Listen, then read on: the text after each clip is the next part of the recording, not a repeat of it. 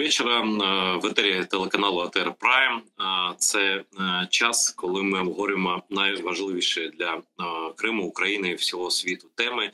І запрошуємо найцікавіших співрозмовників, які в першу чергу цікаві мені. Ну і я надіюся, що вам, глядачам телеканалу АТР в різних країнах світу, і перш за все в тимчасово окупованому Криму, теж буде цікаво. І сьогодні, але сьогодні такий день і такий гість, що я не маю жодних сумнівів щодо вашого інтересу до нього, бо я сам дуже хотів давно поспілкуватися, і в нас буде майже 50 хвилин часу, щоб поговорити про все, і про війну, і про Україну, і про Крим, і про Ічкерію. Ви, напевно, здогадалися вже з паном Ахмедом Закаєвим, головою Кабінету міністрів Чеченської Республіки Ічкерія. Селям алейкум, Ахмед бей. Алейкум ассалам, рахматуллах, Айдер. Очень рад вас видеть. Я взаимно очень рад вас видеть. Очень много о вас слышал от Инны Курочкиной, от других людей. Знал о вас давно. У нас есть какая разница в возрасте. Но я не знал, я был в Чечне и брал интервью Джохара Дудаева тогда, когда еще жил в городе Тамбове, прости господи. Вы тогда еще в Москве работали, по-моему. Потом, это был 93-й год, а вы в 94-м, да, вернулись на родину. Я правильно понимаю? Иначе вступили в борьбу. Да, с 94-го. Я тоже жил в Москве несколько лет, но потом вернулся, вот когда перед началом вот всех этих событий, по приглашению Джохара вернулся, и я сначала был назначен министром культуры, а следом пришла война, буквально через 2 недели. Я, конечно, невероятно был счастлив познакомиться с Джохаром Дудаевым. Это воспоминание на всю жизнь. Но вы, конечно, с ним работали, вы знали его очень близко, вы его личным товарищем, другом, наверное, были, и с Зелимханом Недорбиевым вы работали, которую я имел честь видеть тогда в Грозном в апреле 93-го еще года. И украинцы многие, вот есть улицы Джохара Дудаева и так далее, поняли, кто он такой, особенно после 2014 года. Некоторые вот сейчас окончательно поняли все его пророчества. Можете так сжато, содержательно сказать, а кем был для мира, для Ичкерии, для своего народа, для других народов Джохар Дудаев? Вы очень так глобально поставили вопрос. Давайте я вам скажу, кем он был лично для меня, последующим, кем он был для народа, и кем он стал сегодня для остального мира. Потому что есть этапы, менялись отношения и к нему, к нашей борьбе, и ко всему, что происходило. Потому что сегодня уже, я думаю, что точнее дают оценку и событиям, когда Джохар Дудаев появился в Чеченской Республике, и тому, что он сделал. Для меня Джохар Дудаев на самом деле является эталоном чести, мужества, достоинства, всему, чего человек в своей жизни должен стремиться и стараться быть похожим. Объясню почему. Дело в том, что в советский период, когда я первый день с ним познакомился, это был 90-й год, ко мне пришел мой приятель и сказал, что Дуки приехал, он получил звание генерала. Я поинтересовался, кто такой Дуки, потому что в это время в прессе прошла информация о том, что первый чеченец Джохар Дудаев стал генералом. И он сказал, это Дуки и есть Джохар Дудаев, это мой дядя. И вот в этот вечер я впервые встретился с Джохаром Дудаевым. Вот его рассказы о своей жизни, о судьбе, о службе в армии и о всем, что с ним происходило. И когда я слушал его внимательно, человек, который, в принципе, всю свою сознательную жизнь, наверное, 16-17 лет, был в системе, вот в советской системе, в последующем закончил академию, стал командующим дивизии стратегического назначения, дальней авиации. человек, который жил в России среди русских, у которого жена была русская. Но когда он начал рассказывать мне о событиях и о трагедии чеченского народа, не только в период депортации, но еще и далеко до этого события Кавказской войны, он был настолько просвещен все эти вопросы, а особенно трагедия депортации чеченцев и ингушей, это, видимо, в нем очень сильно оседало. Сейчас я могу это говорить, потому что когда он начал рассказывать о том, как он и что он ощущал в период службы в советской армии, почему он пошел в эту армию, чего он добивался. Он, рассказывая о трагедии, о убитых в Хайбахе 700 человек заживо сожженных, об утопленных в озере Казиной-Ам чеченцах, о заживо захороненных в Рус-Мартане людей, которые были в больницах, которые не были транспортабельны, а с тем, чтобы с ними не возиться, выкопали яму, расстреляли, кого живым бросили туда и закопали их там. Это все он помнил. Я даже какие-то нюансы не знал. Это для меня было открытием от него.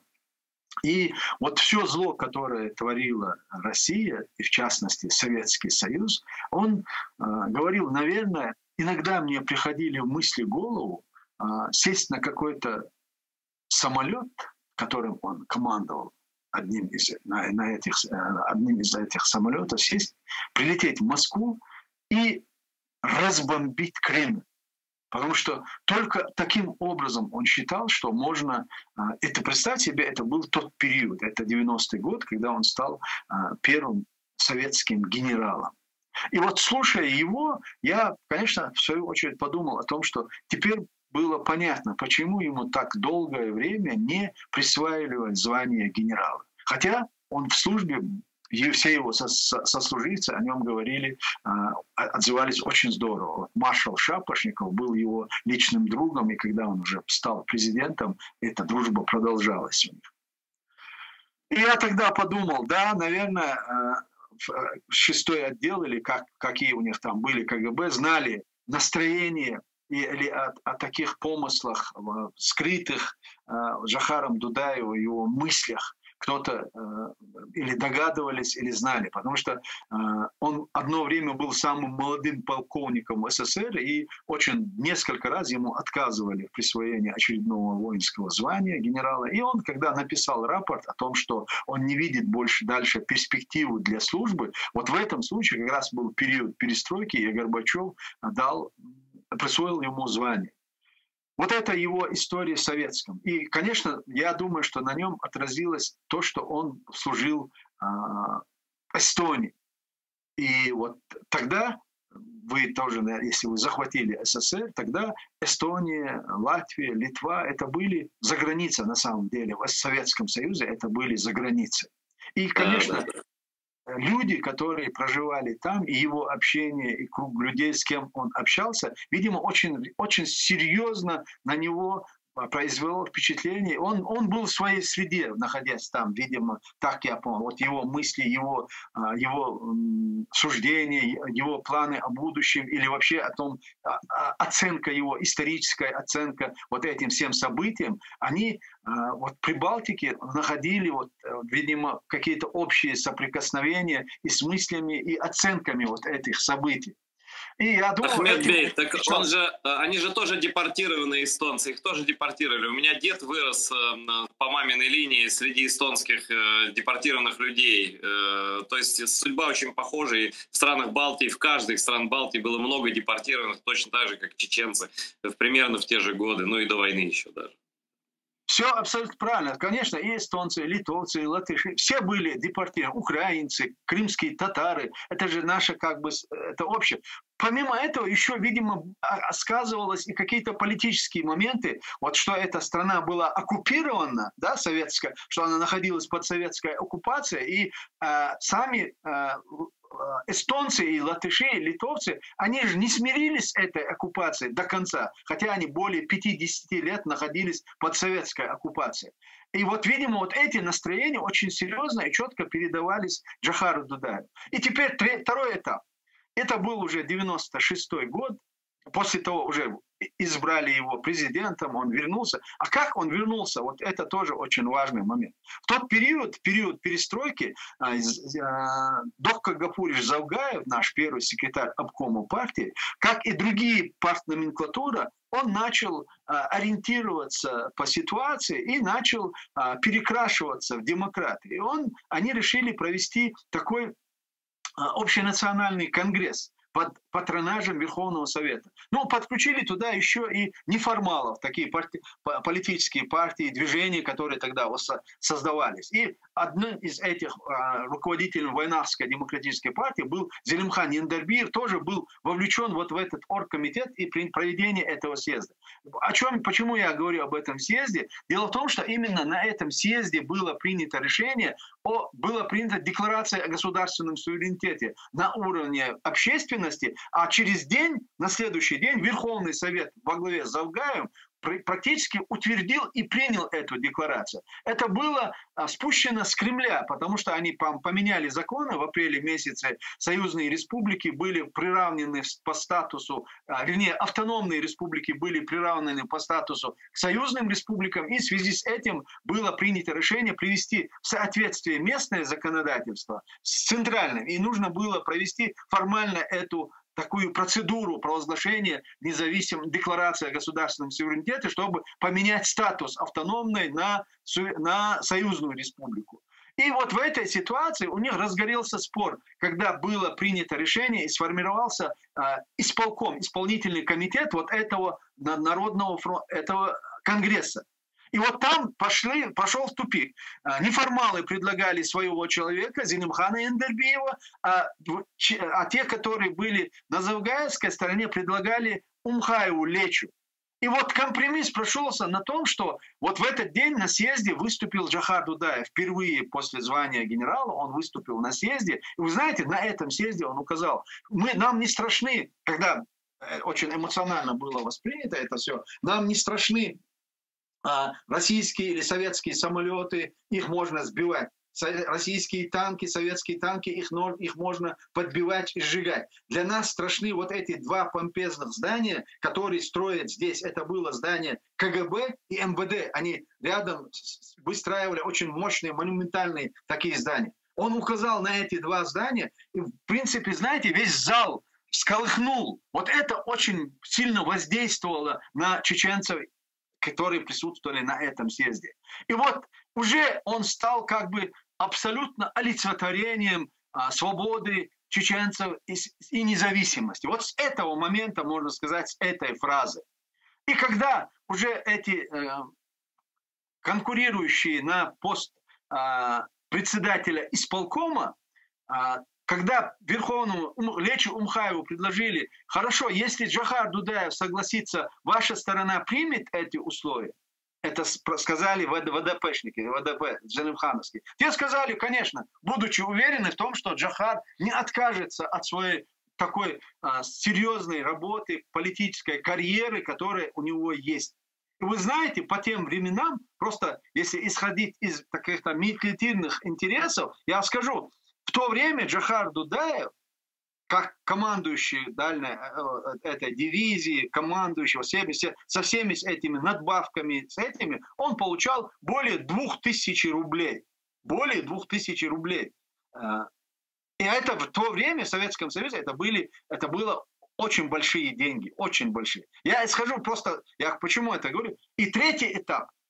Верховный Совет, они согласились, и Джохару поехала делегация и сказали ему, если вы сегодня не вернетесь в Чечню, вы предадите интерес чеченского народа. Естественно, он все свернул, подал в отставку, вернулся и возглавил вот эту общественную организацию. В последующем его избрали президентом. Началась война, и вот во время войны, 95-й год, мы с ним из Шатоя переходили на мою военную базу, которую мы построили там уже в 3 ущельях.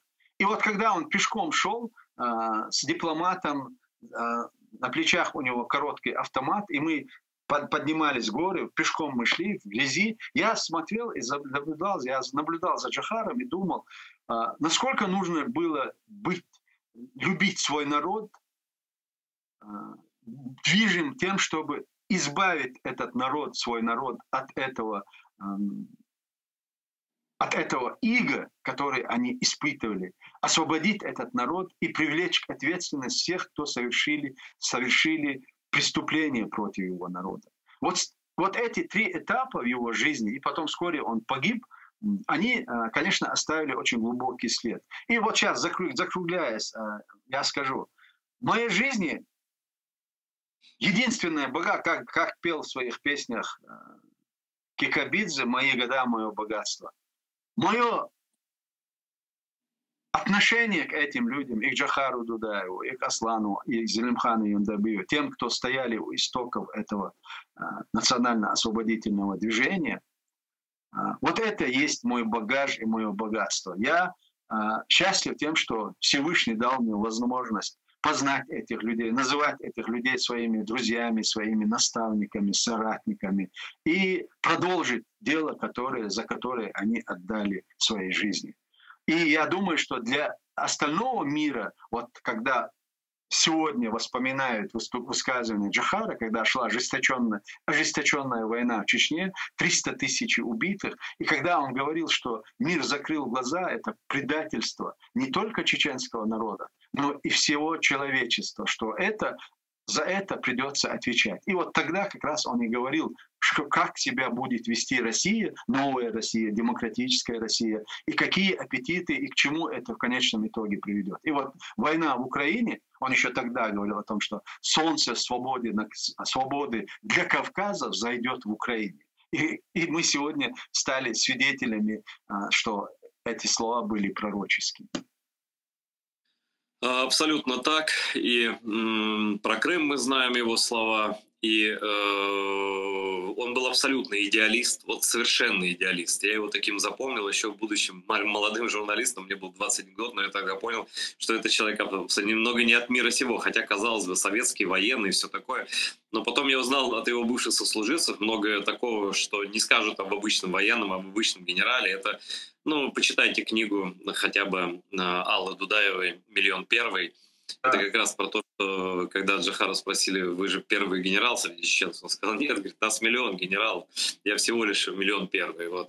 Но это люди почитают, и история Джохара, она известна, такая упомянутая вами, Аслан Масхадов и так далее. Это действительно люди, которые заложили основы. И знаете, вот это как с Бандерой, как с украинской повстанческой армией.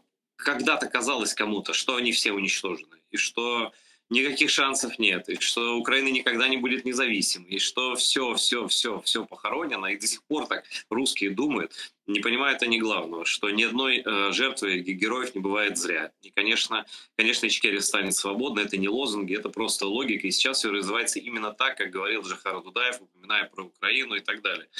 И я всегда говорю, вот все последние годы, начиная с 14-го, что эта война и угрожающая нам Третья мировая война, это все продолжение как минимум Второй чеченской войны, когда, получив по морде, русский медведь получил вот этот веймарский, не гермарский, забыл, как этот комплекс, да, нацистской Германии, как они начали готовиться ко Второй войне, как они начали пропагандой свои дома взрывать, вас обвинять в этом, это долго все пересказывать и ни к чему.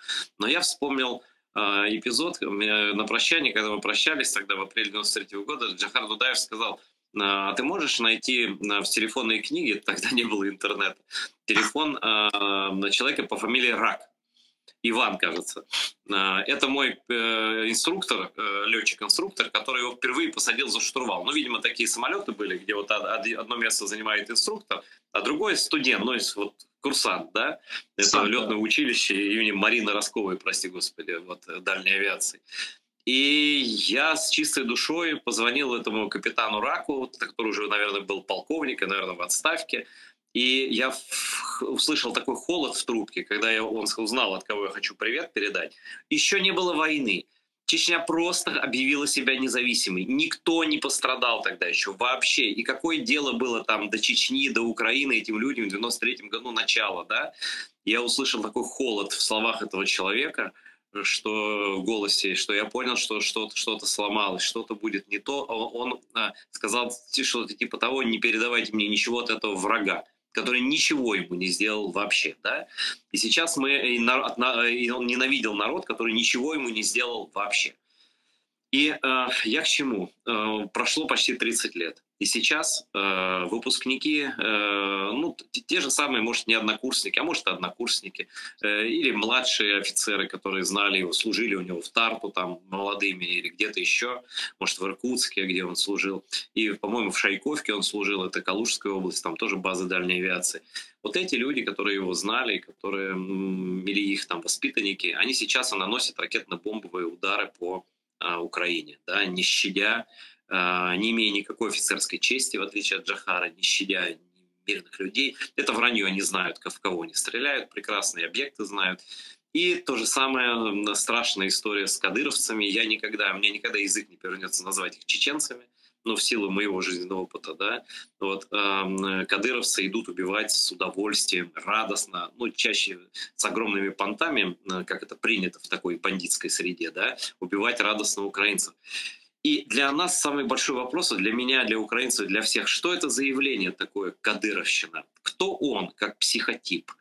Как человек, если можно так сказать, да? Как он таким вырос? Виновата ли в этом, собственно, война, та еще первая война? Да? Ведь его отец был на стороне Джохара, да? И как это дошло, и как эта вот деволюция такая дошла, такая дегенерация, что мы имеем сейчас вот это явление кадыровщины, как к нему относится чеченский народ, и что будет с Кадыровым, если Путина не будет, если России не будет, что будет с Чечней, с Ичкерией. Большой вопрос, огромный, но я хочу, чтобы вы ответили именно подробно. Мне нравятся ваши подробные ответы. Я не собираюсь вас перебивать, и мне хочется, чтобы вы полностью логично все рассказали, ваше видение. Относительно, давайте, если мы касаемся Кадыров, нужно коснуться вот вообще фамилии Кадыров. Кадыров старший, младший. Очень такое ложное понимание, незнание и ложное понимание ситуации. Кадыровы, ни старший, ни младший, никогда не были на стороне Джохара или на стороне нашей независимости. Кадыров старший, он был, вот процесс, когда начались после августового путча, начались какие-то волнения в самых разных республиках, в это время он был освобожден из подвала МВД, где он находился. Он был посажен туда за растрату денег, которые он своровал у паломников. Он был заммуфтия, и в то время, когда первые и вторые паломники вот в этот период начали выезжать, он отвечал за финансовую сторону, и сбор денег проходило через него. И он своровал эти деньги, за это его посадили, и он сидел в подвале. И КГБ, чьим агентом Кадыров тогда являлся, надо знать, что бытность СССР, чтобы стать духовным лицом или православной церкви, или мусульманства, нужно было пройти духовную семинарию какую-то. А для этого нужно было подписать документ в КГБ. Я это знаю точно, потому что я, на самом деле, как ни странно, тоже в свое время хотел поступить вот в эту духовную семинарию. Когда я узнал, что для этого необходимо подписывать бумаги с КГБ о сотрудничестве, вот эта идея у меня отпала, и я пошел совершенно в обратном направлении. Я пошел в Воронежский институт искусств. То есть сначала училище, потом в институт искусств, и стал профессиональным актером, скажем так. Это тоже было вызвано тем, что и мое первое желание поступить в духовную семинарию было сопряжено не столько, сколько я был религиозным человеком, а настолько, сколько я воспринимал тогда все эти ритуалы, похороны и прочее как национальные обычаи и традиции, не понимая до конца тонкости этих вещей. И когда мне не удалось пойти туда, это единственное место был театр, где можно было говорить на чеченском языке, хоть и пропагандировать какие-то хоть тогда допустимые чисто национальный. Вы знаете, я в хорошем смысле, наверное, в хорошем смысле этого слова, я, наверное, националист. Потому что для меня то, что было связано с Чечней, с чеченской культурой, с традициями, это было очень, очень многое для меня это значило и тогда, и сейчас, скажем так. И вот относительно Кадырова. Кадыров, будучи агентом КГБ, так как он был выпускником духовной семинарии, он был пристроен вот в этот муфтият. И, естественно, после провозглашения независимости он продолжал оставаться в муфтияте. Но уже как бы он автоматически становился нашим. Но если вы сегодня поговорите с людьми, которые в то время работали в муфтиятах, они вам скажут, что это было гнездо КГБ на территории республики. До сих пор мне непонятно, почему тогда Джохар или наши власти, хотя мне это понятно, потому что когда я уже был помощником президента по национальной безопасности, и я руководил, курировал, в принципе, наши вот эти спецструктуры, спецслужбы, я понимал, что вот вопрос касается религии, тут мы были абсолютно беззащитны, потому что чеченцы, в душе оставаясь мусульманами, но в то же время были невежественными в религиозных знаниях. И они считали, что любое посягательство на религиозного деятеля – это посягательство на ислам, и вас могут обвинить в антиисламских каких-то вопросах. И поэтому люди очень, очень скрупулезно, очень щепетильно относились к этим вопросам. И КГБ именно использовала вот эти моменты. И вот так и был внедрен Кадыров-старший. И я хочу, чтобы вы понимали до конца роль Кадырова в Первой войне. Говорят, он был на стороне Дудаева или на стороне чеченского сопротивления. Никогда он не был на стороне чеченского сопротивления. Ни он, ни его этот сынок. Дело в том, что вот его лозунги, его призывы к джихаду, к газавату, Джохар лично мне говорил про это и передавал другим, он, в принципе, с ним не встречался в период войны. Он один раз, когда было собрание духовенства, он один раз в присутствии многих других, он с ним встретился, виделся с ним. А так он его избегал. И он всем говорил, его лозунги о том, что он призывал к джихаду, к газавату, призывал убить чеченцев 150 русских и на этом закончиться, это было направлено, эти заявления имели два направления. Это само российское общество, которое тогда в любом случае каким-то образом не так сильно поддерживало Ельцина в войне в Чечне. Их нужно было настроить против чеченцев, так как чеченцы призывали убить каждого русского. Не только тех, кто воюет на территории Чечни, а Кадыров от имени чеченцев и от имени мусульман и муфтията призывал убивать всех русских.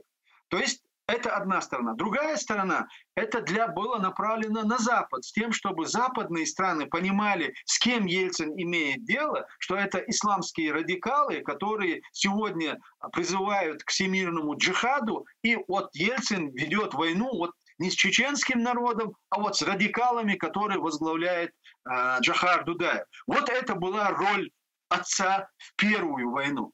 А этот, о котором мы сегодня говорим, его сынок, он тогда вообще 15-16, я его видел где-то, он бегал. После войны я его видел. Он с отцом приходил ко мне в кабинет, или, вернее, когда отец приходил, он его сопровождал, я его, может быть, там видел и замечал.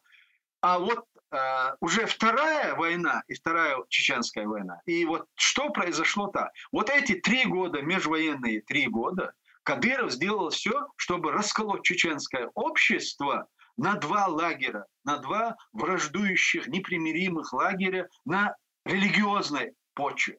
На политической почве русским не удалось нас расколоть. Когда они учредили Временный совет и назначили там Автурханова сначала, потом Хаджиева, Завгаева, народ в любом случае, когда началась война, они их не поддержали, и не получилось того эффекта, который русские ждали от этого раскола на политических разногласиях. А вот на религиозных разногласиях это был опробованный метод еще с Кавказской войны. И это было очень, очень грамотно использовано. Создали 2 лагеря. Создали сначала представители традиционного ислама, так называемого, как русские назвали, и во главе этого движения поставили Кадырова.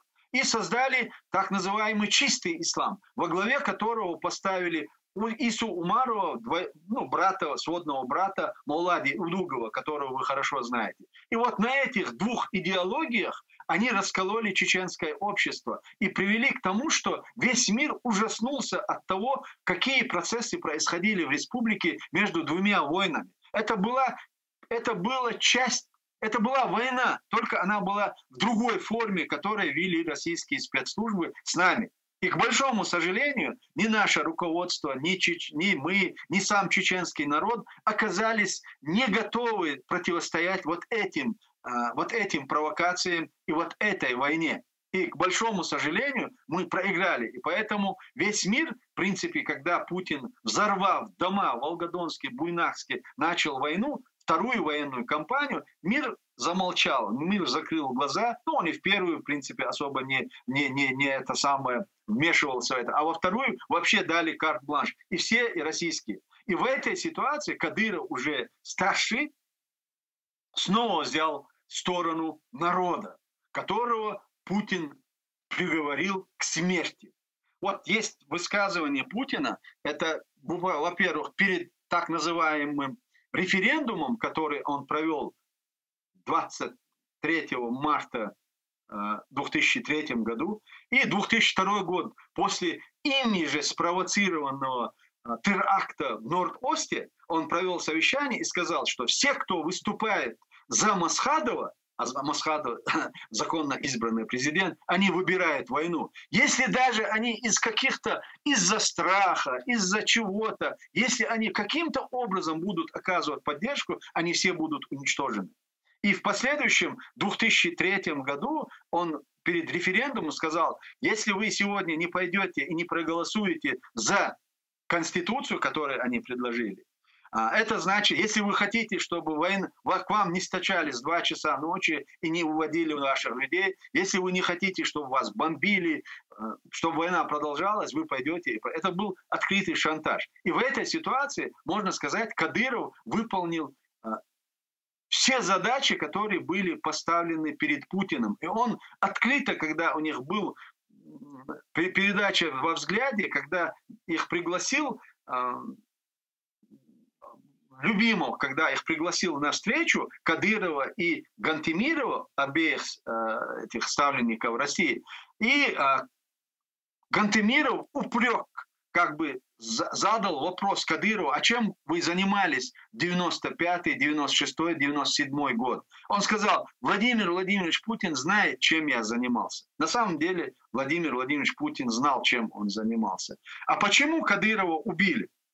Дело в том, что когда он уже пришел к власти и, в принципе, стал главой республики, Путин нарушил договоренности, которые были с Кадыровым. То есть Кадырову было обещано, что он подпишет федеративный договор о разграничении полномочий по татарскому варианту, что он получит власть на месте и получит возможность использовать природные ресурсы. То есть тот же статус Татарстана, этот статус был обещан Кадырову. Но Путин, в принципе, уже начав войну в Чечне, в принципе, он денонсировал тот федеративный договор, который был подписан в 1992 году в одностороннем порядке. И Путина в планы не входили создание федерации. В его планы входило то, что он сделал с Россией. В принципе, в последующем он упразднил и соглашения, которые были подписаны между Татарстаном. И в этой ситуации, конечно, Кадыров стал возмущаться и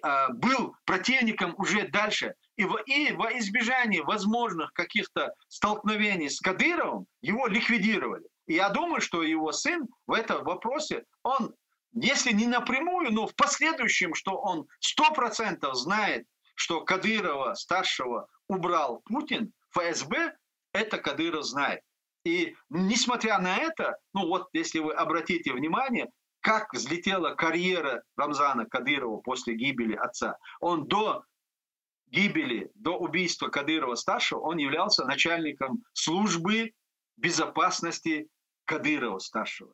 Сразу после смерти он стал вице-премьером, последующим премьер-министром и сразу стал президентом. То есть были достигнуты договоренности с Кадыровым о том, что вот он возглавляет республику и делает в Чечне все, что ему предрассудится, только лишь бы он выражал какую-то лояльность к Путину, личную лояльность Путину и преданность России и Путину. И теперь относительно так называемых кадыровцев. Эти кадыровцы, так называемые чеченцы, чеченский народ, они стали входить в эти силовые структуры, потому что ничем другим заняться в республике было невозможно. Или человек должен был идти в горы, или же человек должен был идти в силовые структуры. Но не всех хватало мужества и подготовленности идти в горы. В основном молодежь направляли вот в эти силовые структуры, которые также выступали под призывом и лозунгом, что они защищают народ от России и от российских агрессоров и оккупантов. И эти чеченцы, которые вступали в эти ряды, считали что они выполняют свой долг перед народом. На самом деле на первом этапе оно так и было. Вот после начала формирования так называемых чеченских подразделений сократились так называемые этнические чистки населенных пунктов. Потому что уже с каждого населенного пункта люди находились в этих силовых структурах под российскими знаменами. И они, естественно, препятствовали тому, чтобы проводились безнаказанно вот так называемые зачистки и уничтожались чеченцы, молодые чеченцы. И в этом отношении была какая-то определенная польза от тех, которые вступали. И у чеченцев вот за многие века противостояния выработался так называемый иммунитет сохранения. Если нельзя продолжать вечно войну, то нужен какой-то перерыв и нужен какой-то буфер между агрессорами, которые бесчинствуют в России, и гражданским населением. И вот этим буфером становилась вот эта так называемая чеченская милиция или чеченские формирования, которые служат в рядах российской армии и в российских силовых структурах. Вот этот момент был использован на каком-то этапе. Но в последующем, когда Кадыров уже начал по заказу Путина отправлять этих людей на другую войну, уже войну Украину, Грузию в 2008 году. С этого момента, конечно, ситуация и к ним изменилась, и у народа эта ситуация изменилась. Но ничего исправить в данном случае они не могут. Относительно бесчинств Кадырова, да, есть определенная категория людей среди этих так называемых кадыровцев, которые прошли повязали чеченской кровью. Они на самом деле вырастили там монстров, скажем так, людей, которые получают удовольствие от пыток, от насилия, от своего превосходства над жертвой. Это больные люди. На самом деле они есть. Но, к счастью, их немного. Вот во всех этих подразделениях у нас ведутся эти списки, у нас посписочно мы знаем, сколько человек и где, что они вытворяли в Чечне. Это более 300 человек в разных точках всей республики, которые вот на этом практикуются. Есть другая масса, которые идеологически сегодня были преданы всем миром. То есть, вы понимаете, чеченцы, которые оказывали сопротивление российской агрессии, уже с Европы в течение вот этих 20 лет выдавались обратно России только за их участие в отражении российской агрессии. И, естественно, это все становились люди, которые оставались в Чечне и продолжали находиться в рядах российских структур, они все это замечали. И поневоле они начинали верить тому, что 24 часа вот эта пропаганда делала с ними, как и с остальным российским населением.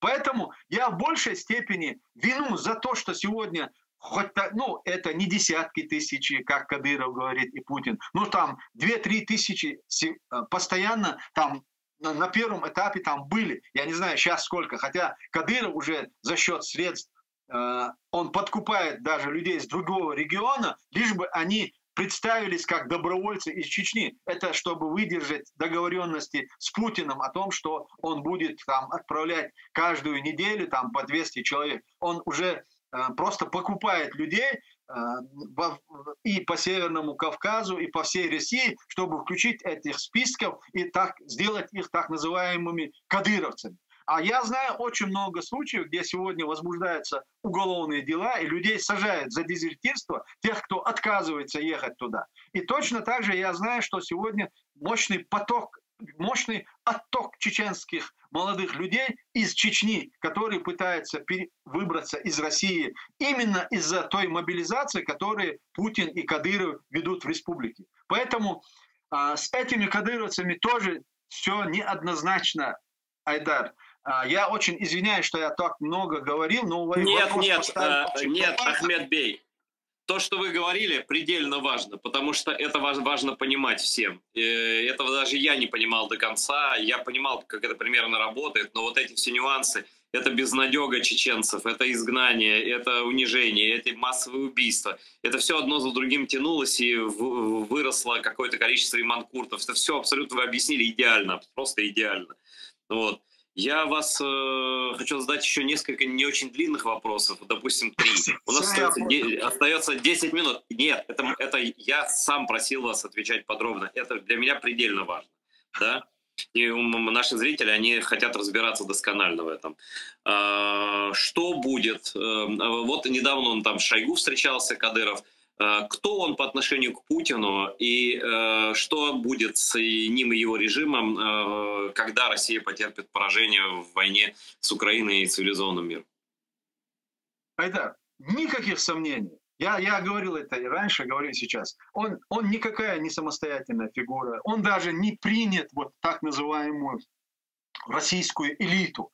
Хотя этой элиты там нет, мы это видели 24-25 февраля, вернее 23-го, когда Путин их собрал. Даже вот в этом в этой убожести, которая находится вокруг Путина, он до конца не принят. Да, его боятся именно из-за того, что Путин его поддерживает. Единственный человек, который до конца поддерживает Рамзана Кадырова и за счет чего Кадыров держится, это Владимир Владимирович Путин. Они повязаны чеченской кровью. Между ними у них есть много чего общего по всем вопросам. И по бизнесу, и по криминалу, и по каким-то политическим. Хотя никто Рамзана Кадырова политиком, они его не считают. А это инструмент сегодня, страшилка и на постсоветском пространстве, и внутри самой России. То есть была группа людей, включая вот этого бывший начальник службы безопасности Путина, сегодняшний глава полиции, Нет, не Патрушев, Национальной гвардии. Да бог с ними, неважно. Глава Национальной гвардии, Российской гвардии. Это вот 3-4 человека, он, в принципе, Сурков, вот этот бывший начальник службы безопасности Путина, да черт его побери, как. Они, в принципе, создали вот эту банду во главе с Кадыровым, которые они по всей России, в принципе, она орудовала. В последующем они начали перебрасывать их даже в другие страны, и в Украину, и в другие страны, где им нужно было создавать какие-то нестабильную ситуацию в том или в другом регионе. Это чисто бандитское формирование. Никакого политического будущего ни у Кадырова, ни у его окружения нет. После Путина ситуация изменится кардинально. Я вам обещаю, я вам гарантирую, что чтобы изменить ситуацию в Чечне, нам потребуется 3-4 дня. От силы неделю, только чтобы мы по географически могли сменить вот этот режим на те силы, которые у нас в условиях подполья уже находятся в республике. У нас почти в каждом населенном пункте есть глава населенного пункта. У нас есть назначенные главы районных префектур. Эти люди находятся в Чечне, они в условиях подполья сидят и просто ждут своего часа. Этот час, он недалек. И приближение этого часа решается в Украине. И поэтому мы всецело подключаемся и подключимся к тому, чтобы Украина победила в этой войне. И я знаю, что мы все знаем, об этом даже я спрашивать вас не буду, что множество чеченских бойцов воюют за Украину. И то, что я лично знаю, Адама Осмаева, имел честь знать Амину, там, ну и мы знаем, что вы сражаетесь, и ни у кого в голове, вот у украинцев нет такого, что кадыровец — это чеченец, но это не воспринимается так, вот абсолютно, я вам говорю, как человек, живущий в медийном поле Украины. Мы прекрасно понимаем, кто такой Джохар, понимаем, что такое Ичкерия и что она обязательно будет независимой. Мне последний вопрос, наверное, остается 5 минут у нас, который я хотел бы задать. Вот есть российская оппозиция, она разная, безусловно. Там есть Гарри Каспаров, есть там Михаил Ходорковский, есть кто-то еще, Навальный, который в тюрьме сидит, но его там штабы в Европе. Вы живете в Лондоне. Вы там получили политическое убежище после многих попыток вас выдать России, там России, ну и так далее. Вы пережили много, не будем на этом останавливаться. Можно вашу биографию почитать. Вот недавно Ходорковский опять написал какую-то, значит, он типа против войны с Украиной, но написал, что вот Украина все эти годы, с 2014 года, пыталась восстановить свою территориальную целостность точно так же, как мы, то есть русские, он считает себя русским, пытались восстановить свою территориальную целостность в Чечне. У меня закипела кровь, когда это услышал, потому что сравнивать украинскую армию, в которой освободительную армию, армию своей страны, с оккупантами, которые детей подкидывали и расстреливали, да, вот, на глазах у матерей, невозможно. Но в их морали я разбираться не хочу. Я хочу буквально, чтобы за 3 минуты, чтобы я вас не перебивал, сказали, не было у вас возможности сказать этим людям, россиянам, что четко, что России не будет никакой свободной России без освобождения всех народов, и в первую очередь чеченского, и что об этом сейчас уже надо открыто говорить, который заслужил свое право на свободу, если такое слово тут уместно, морем пролитой крови. Эдар, я могу сказать одно. Прошло 20 лет под российской оккупацией. Может пойти еще 10, 15, 20, я не знаю. Но я очень сомневаюсь сейчас, что это столько продлится. Это решится год-два. Чечня будет свободной и независимой. А относительно так называемых российских либералов, в частности, о том фигуранте, которого вы упомянули, Ходорковский, который считает, что в Чечне они восстанавливают территориальную целостность, как сегодня Украина хотела восстановить свою территориальную целостность. Это на самом деле это аморальщина. Я не знаю даже, как это назвать. Конечно, я понимаю их подход к чеченской проблеме. Я это все понимаю. Знаете, почему понимаю? Потому что по всем ним возбуждены уголовные дела. Они являются соучастниками военных преступлений, которые были совершены на территории Чеченской Республики. И иски мы подали в Международный трибунал по всем этим военным преступлениям. Абрамович, Ходорковский и ряд других лиц, которые входят в этот список, они являются соучастниками военных преступлений. Именно Ходорковский и банк Менатеп, когда разрушался город Грозный, обращался к президенту Ельцину с тем, чтобы ему дали возможность восстановить город Грозный. То есть этот город Грозный, что его разрушали, это его не волновало. Его беспокоило то, что после того, как его будут восстанавливать, чтобы деньги были, чтобы ему дали возможность заработать деньги. И они на самом деле, затеяв эту войну, первую чеченскую войну, стали миллионерами, а затеяв вторую войну, они стали миллиардерами.